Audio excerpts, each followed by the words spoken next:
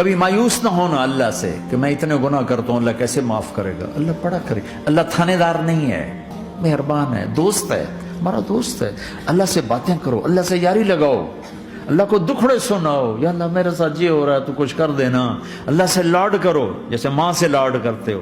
وہ نہیں تھا چرواہا موسیٰ علیہ السلام نے سنا، کہہ رہا اللہ سیاں تو آویں آ تیری جوواں کڈاں، تین تیل لاواں، تین کنگھی کراں، تین روٹی کھواواں، تین دودھ پیواواں. یہ اللہ سے باتیں کر رہا.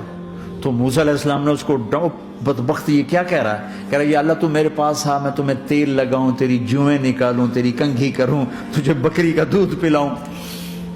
تو وہ تو بیچارہ ڈر کے رونے بیٹھ گیا. جب موسیٰ علیہ السلام طور پر آئے تو موسیٰ علیہ السلام سے اللہ نے کہا موسیٰ تو نے تو میرا یار ہی مجھ سے دور کر دی، مجھے تو اس کی باتیں بڑی اچھی لگتی تھی. تو نہیں یہ کیا، جا اس کو خوش کر کے جیسے ناراض کر کے آیا. میرے نبی مسجد میں صحابہ ہنس رہے تھے تو آپ نے فرمایا جو میں جانتا ہوں تم جانو تو تمہارا ہنسنا بند ہو جائے، رونا زیادہ ہو جائے. تو سب صحابہ نے زاروں قطار رونا شروع کر دیا.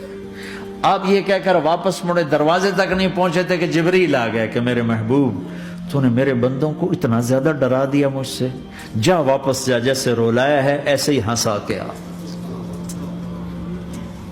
اللہ پاک تو ہمارے مالک خالق، ہمارے مہربان